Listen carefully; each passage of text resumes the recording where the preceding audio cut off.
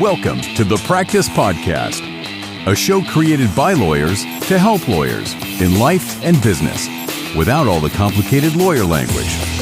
Let's welcome Bast Amron founders and your hosts, Jeff Bast and Brett Amron. Hi, Brett. Hi, Jeff. How are you? I'm well on this Monday. Yeah. How are you? I'm fantastic on this Monday. All right. It's starting off the week on high, are you? We're in the middle of, exactly. I was in court this morning. I'm wearing a suit. You can't tell from listening to this podcast, but I am wearing a tie. And he looks dapper. It is rare that I'm wearing a tie. Rare that he's wearing a suit. Yeah. Or even that clothes. Too. It's rare that I'm wearing pants. He's wearing pants today. How about that? It's a good day. No, it's summertime. I've been thinking about summer a lot. What's your sort of your favorite summer? I was going to say activity, but your summer beverage or routine or activity, or it could be like, I think of there's summer foods and summer drinks and summer activities, but I don't want to limit you because I don't, the thing that comes to mind for you about summer. How about that? I don't know. I always feel like the pool, but that's from my youth. That's from being a kid, like a little kid, just jumping in the water. Be in the pool all the time. But only during the summer because you grew up in New York. Yeah, but even here, right? Because then you're in school, and so the pool was a big thing. But I don't know. I mean, it depends on where you are, right? If you're down here, right, I feel like I love to be outside all the time. Yeah. But as we've seen in the last week, with the heat index being in the hundreds, it's getting hot. It's brutal, and so to be outside is tough. You got to be early morning. Even on my morning run, like it's tough in the morning, early before the sun rises, or you got to wait, at night to go for a walk. Even Nelson turned around. He's like, oh yeah. Because Brett, you know why? Because he's shocked that Brett said something is hard for him. Yeah. So, but if you're up north and the temperature's not as bad, you can be outside all the time in the summer, right? So it just depends. Okay. How about you, Jeff? I'm going with mangoes. Mangoes? Yeah. But you get mangoes all year round here. No. Yeah. I mean, yes, but when summer hits, the mangoes are blooming. They're falling off the tree. Cutting them all the time and making them. I already have a pile on my little ledge in my house, that's maturing. So I love mangoes. Maybe you just haven't brought it in any yet. No, I have not. I'm not a good sharer. I love my mangoes. Okay. It's okay. You can keep the mangoes. Yeah. All right. Anyway, I love mangoes. Pineapple. Good pineapple. Watermelon. You know what? Cold, juicy watermelon. There you go. Nothing better. Craig, do you want to jump in on the? Sure. Speaking of mangoes, gelato, mango gelato is like the best gelato in the world. So there you go. I recommend on that one. There you go. Okay. Perfect.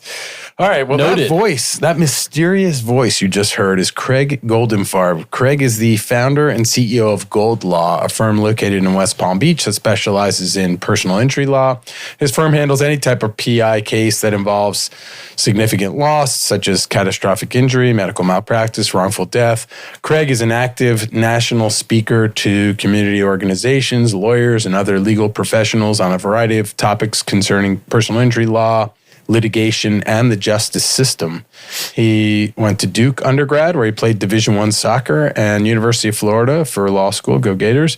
He's also the founder of several charitable causes, including the Emmanuel McMiller Scholarship for Higher Education and the Heart of the Game, which provides free automated external defibrillators to community and youth athletic associations across Florida. I like that. You said that very well. I did? Yeah. It was hard. I was a little intimidated as I saw that word. Yeah. Craig and his wife, Colleen, are also the proud parents of 2 college-age daughters. Welcome, Craig. Happy to have you here. Thanks so much. Good to be with you, gentlemen. Excellent. So you're an active national speaker to a bunch of who do you talk to and who do you talk about? What do you talk about? Who do you talk to? Well, mostly I talk to lawyers because, I find that in law school we're taught we're special and that we're professionals, and that comes with a little distaste for business. So we're taught because we're professionals that we run law firms, and to be distinguished from we run businesses. Well, I decided about 15 years ago that I had to admit that I was an okay lawyer, but I was a better businessman. So I decided to step down, take off my lawyer hat, and become a CEO of my law firm. And that enabled me to handle 0 cases. I haven't done any legal work in 15 years. I focused on really learning leadership skills and business skills to run my law firm like a business. And I found that probably 1% of law firms across the country actually consider themselves a business.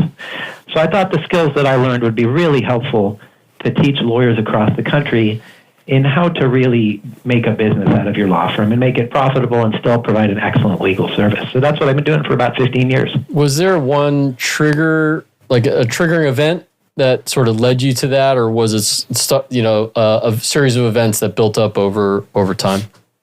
Well, my favorite story is, all us law firm owners have to do certain tasks which we hate.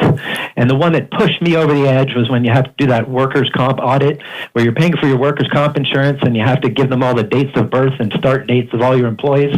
And I did that for like the 10th, 15th time in a year. And I was like, this sucks. I hate doing this. And I need to figure out someone to delegate this to. And at that time, I was doing everything.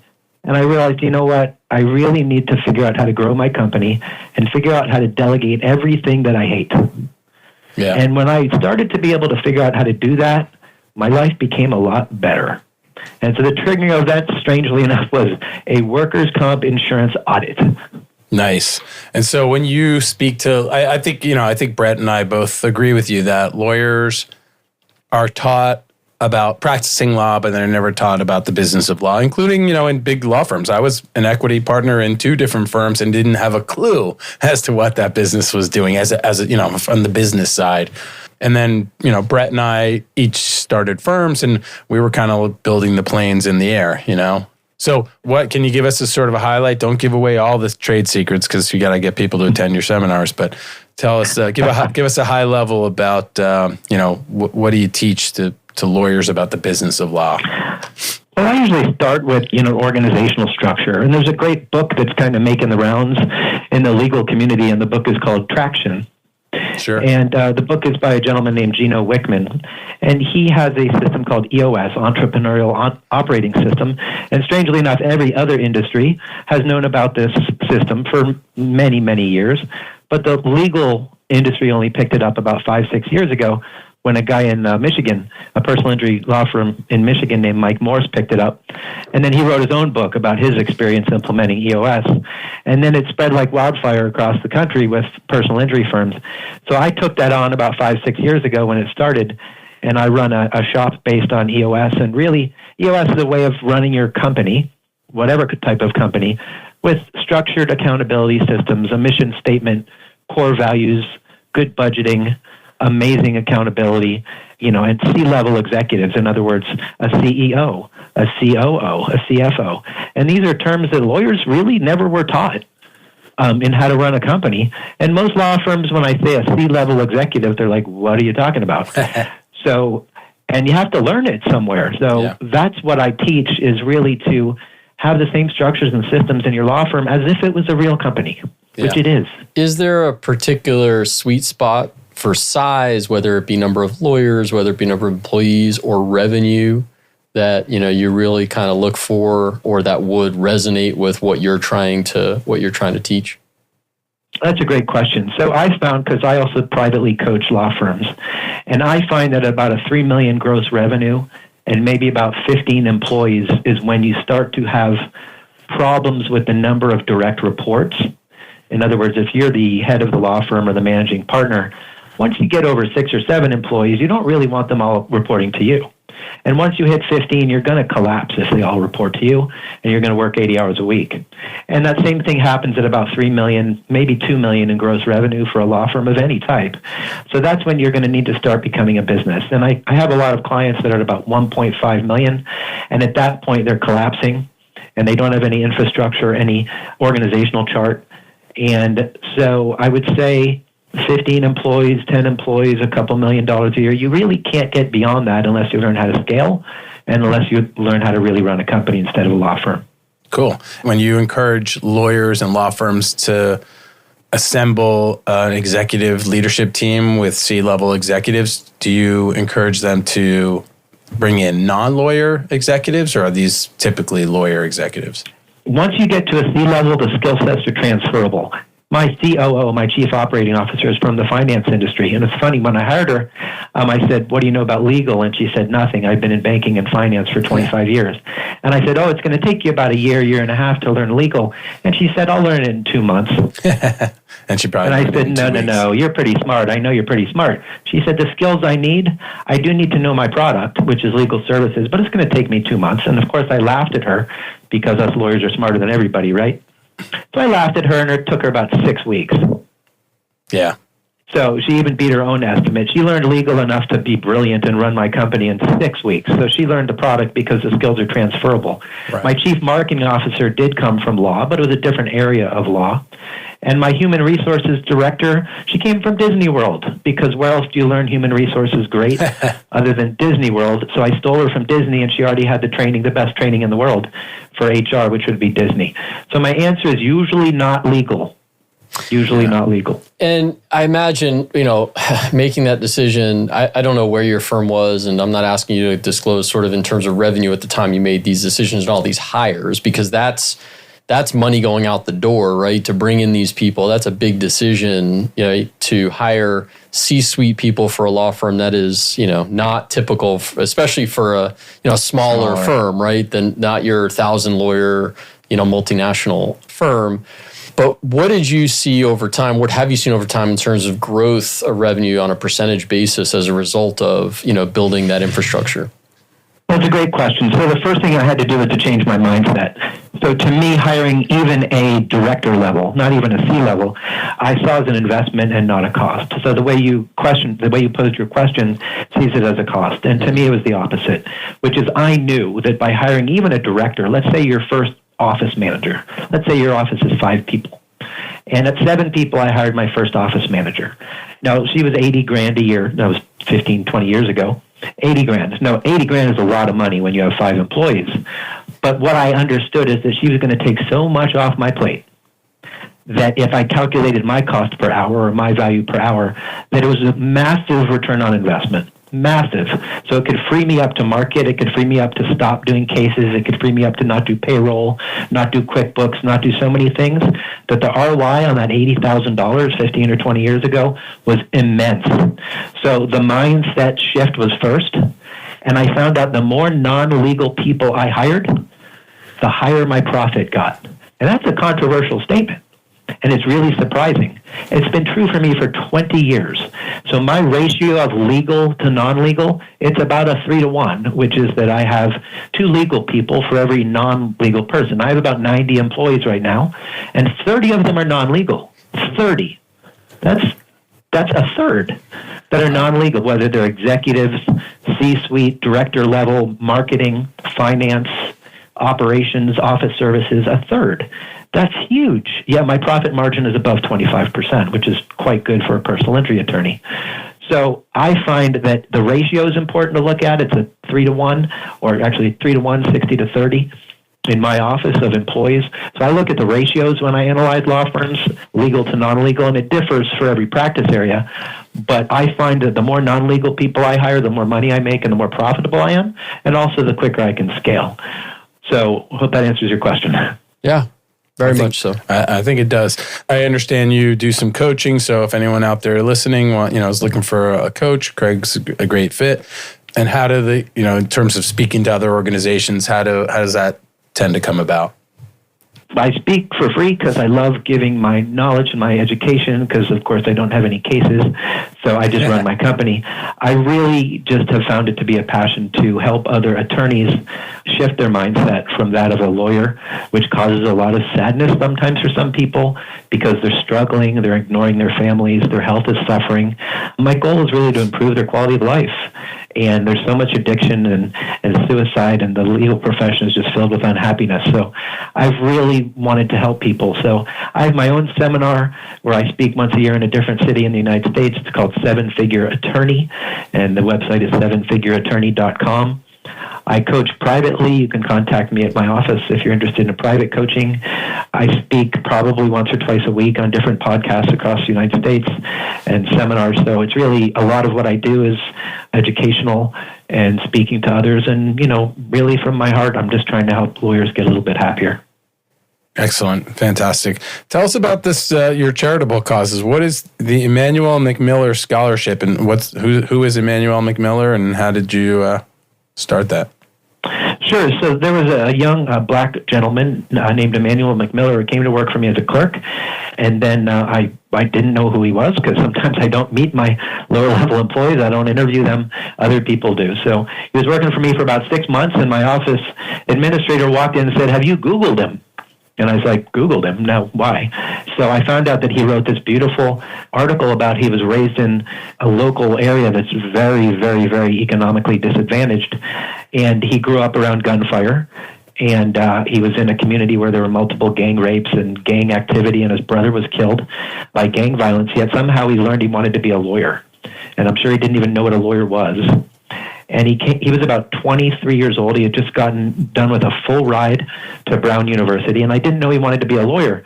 And then a few months went by after I read this beautiful article he wrote about how he escaped the ghetto. And I found out he was applying to law schools, but he couldn't afford the applications. Now, I don't mean he couldn't afford law school. He couldn't afford the applications, this poor kid. And he'd gotten a full ride to Brown as an undergrad because he was such a great kid. So I said, "Emmanuel, I want to pay for your applications. How many do you want to do?" And he said, "About 6. I said, "Great. You know what, buddy? I'm going to pay for your applications." And he would have been unable to apply without that. And he applied, and he got a full ride to Notre Dame Law School, graduated with honors, and he's now a commercial litigator in Indiana, and got married. And now I decided at that point to name a scholarship after him because of his story, which is amazing. And so now we provide multiple thousands of dollars to kids locally that are black in the Law School Magnet High School program, so a local high school. And we help them through college and possibly to law school. And it has been really heartwarming to see the quality of the kids that really have never met a lawyer before. They don't even know what a lawyer is, just like Emmanuel, yet they have such great aspirations. So I want to help those kids succeed like Emmanuel did.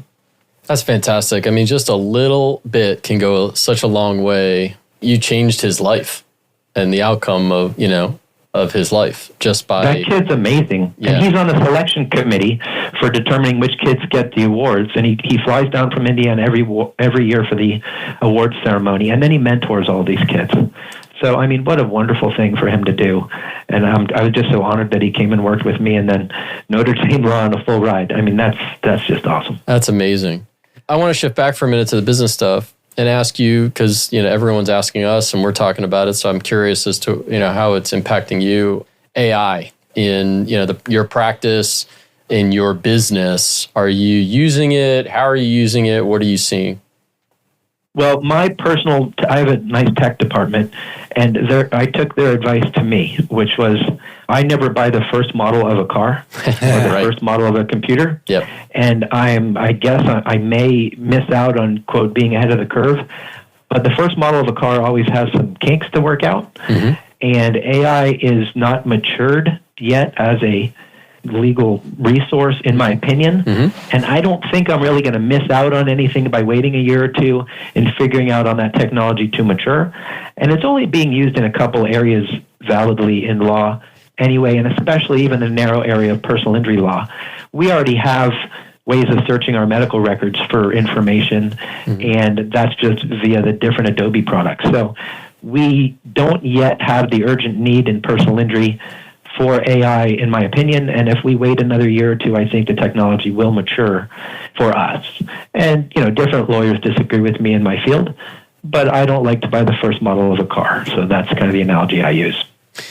Yeah, I mean, being an early adopter obviously has its drawbacks, so I don't disagree with you. I mean, but I think that what we're trying to do, and what we're talking to a lot of people doing, is educating themselves on what it can do, once it matures a little bit more. Discovery, even, drafting, if or drafting correspondence or drafting emails or drafting at least the first drafts of documents, even some marketing stuff, right? We do have as part of our tech department, we do have an AI subcommittee, which is already preparing for the day that I am ready for a presentation. Mm-hmm. So they've already gathered all the information on the relevant software that we may be getting, but it doesn't get to my level until they've decided it's time for us to pull the trigger. So I'm in a cool position where I let other people decide things and tell me what to do, kind of like at home. Yeah, that's good. So portable skill. So I'm kind of waiting on my AI subcommittee to say I think it's ready, Craig, for presentation to you and the executive team for us to move forward. So I agree. We already are researching it. I know what ChatGPT can do. I know what many of the platforms can do. But I'm kind of waiting on my tech team and my executive team to tell me when we're ready. I'm curious, Craig, on this, on the topic of business, it's, and the advice you give to lawyers. What's your answer to the lawyers who inevitably say, well, my business is different because I'm a lawyer and I'm bound, I'm regulated by the bar and I can't advertise in certain ways and I'm more inbound. I'm sure you face that because I think all law firms and lawyers think they're different, right? They're our business. We're special. Unique. We're not special. Just different, but we're special. Special is just the like right. Doctors think they're special. Yeah. What's your response? We are special because most of us are jerks. That's why we're special. Right. So I say if you're just talking about competition within the legal industry, we're all bound by the same rules. So we're not competing against Walmart. We're competing against other attorneys. So we all have the same ethical boundaries and guidelines. So, the fact that we are businesses is consistent across every part of legal. So I really don't think that there's a difference. When the mindset I've got to shift is when potential client or lawyer comes in and says, we're a profession, not a business. That's a red flag for me because I've got to change their ego and their identity. So that's when I know that I've got a challenge ahead of me. As soon as someone says that we're special because I'm a professional, I don't want to run a business. And usually I got to dig into how they were parented or how they were raised or educated as to why they feel they're special. So it's an interesting, some of what I do ends up being psychology because people's identities are wrapped up on how you introduce yourself on a plane, on an airplane is how I say it. So if your identity is I'm a big shot trial attorney, then maybe I can't help you, because that's your identity. But if you say, my identity is that I'm an attorney, but I know I need to pay my employees and support my family, then I can help you. So a lot of this is identity-based, but I don't face a particular challenge in that we're in the legal industry. I mean, every industry has its own rules and guidelines. Yeah, no, I agree. And I think you're right. It's something that we see a lot in other law firms as well. And I think a lot of young lawyers we see, that are, I'm not ready to hire someone because I'm not sure I have enough work to keep them busy. And, it's each decision to me adds, compiles onto the next one. And so if you want to grow your business, you better treat it like a business. Well, it's true. And I think, most indecision is caused by fear and paralysis by analysis, which is what all us lawyers do is analysis to death. Yeah. We don't pull the trigger. Right. And fear is universal across every industry. So I actually sign a couple of books to all of my clients before I'll start coaching them. And one of them is Mindset by Carol Dweck, a great book. And it shifts you from having to an abundance mindset from a scarcity mindset. And if anyone's interested in Carol Dweck, you can just enter in YouTube and you get a 2-minute video that summarizes her whole book. And you go from a scarcity mindset, which is I'm scared I'm going to lose everything or I can't afford this new employee, to an abundance mindset. And it's just a really good business shift as a corporate owner that really starts you on a path to overcoming your fear.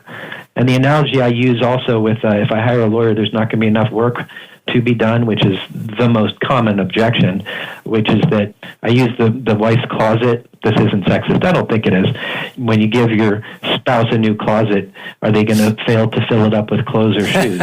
And the answer is never. Now, my wife doesn't like that analogy. Maybe it dates me. But if you build the closet, it will get full. Right. So I have rarely heard of a law firm that is run halfway decently that hires an associate and they can't find stuff to give them to do, and they go out of business because they paid that associate $75 or $80,000 a year. So it doesn't happen that much. So I help people try to use the closet analogy, and then, of course, again, shift their mind from cost to investment, and it usually ends up working out pretty well. Yeah, I like it. It sounds like a lot of your coaching is really just shifting the mindset. But if you can shift the mind, then everything is open and available. Everything is set. Mind set. I get it. Get it? Yes. Yes. Yeah. All right. Cool. And the last thing is the Heart of the Game. This is the one other organization that you started. I love that you're started. I love that you're obviously you found success and that you're giving back to to your community. So tell us about Heart of the Game. Sure. Well, I've played soccer since I was 4 years old, and I grew up in Florida, so I could play all year. And strangely and sadly, in my life, I still play soccer. I'm in my mid-50s. I've actually witnessed 3 people die on a soccer field with me of sudden cardiac arrest. And the last one was many years ago, maybe 10 years ago or more. And then, at about the same time, I got assigned a case, because I'm a personal injury attorney, when I was still practicing law, where a 12-year-old died at school of a heart attack. And they happened about the same time. And so I learned through both of those things, both of those life experiences, what a defibrillator was. And that's the device you see in the airports that shocks you back to life. Because when you have a heart attack, it's basically just your heart stops. It's like rebooting your computer. You just turn it off and turn it on again. That's what a defibrillator is. So I started learning about this device and learned about the fact that there wasn't much law on it, case law or statutory law. And so I realized there was an open area of law for me to start a niche. So I started the niche, and then I realized as I was taking depositions that people didn't know what they were, and people were too cheap to buy them, especially sports organizations. So kids were dying across the country. And then a bunch of professional athletes started dying. And, even recently, Damar Hamlin, the Buffalo Bills player, LeBron James's son, these are things within the last 2 years, had heart attacks on the court and were saved by the field and were saved by defibrillators. So the more all these things started converging in my life, about 7-8 years ago, I believe, I started this charity, which was to give away defibrillators to youth sports organizations for free, along with CPR training and first aid training to make sure that lives are saved. And it's really taken off because we've gotten cardiologists involved, pediatric cardiologists, hospital CEOs, and experts from across the United States, because not only we're saving children's lives, but mom and dad get really excited at watching their kid play, so they could have a cardiac arrest as well. So we give them away across Florida, and it's been very rewarding to provide some safety device to prevent 450,000 people a year in the United States have sudden cardiac arrest and die. Wow. That's 500,000 people, and 94% of them could be saved with the timely use of an AED. That's a shocking, pardon the pun, a shocking piece of data. Yeah. That has been my passion, because that weird stuff started happening to me all about the same time. Yeah, well, I'm glad, unlike most people would just think, oh, that's weird, you acted on it. And so thanks for giving back to the communities and keeping kids safer. Really great stuff. Sure thing, and I do, since I'm friends with a lot of attorneys, I always suggest, I have 2 defibrillators in my office. They're about $1,200 each. And I always say, the stressed out dude in the office who's going to have a sudden cardiac arrest is you, Mr. Business Owner. So if you get one, it's not just to save your secretary's life, it could save yours. So we have 2 in our office. Just law offices are a good place to have them. And I just tell my friends, hey, dude, it's $1,000. It could save your life. And I'm sure there are people who love you and want you to stay alive. Great advice. Great advice. That was great, Craig. Really appreciate it. If you enjoyed this episode, please leave us a 5-star review, subscribe to the show, share the show with your friends and family, and we will see you next time. Thank you, Craig. Craig, thanks so much. Thanks, Nelson, Brett, you guys are the best. Just the best. True. All right, I'm going to go eat a mango. For more information on this show and other resources, visit fastamron.com and connect with us on LinkedIn, Facebook, and Instagram @FastAmron.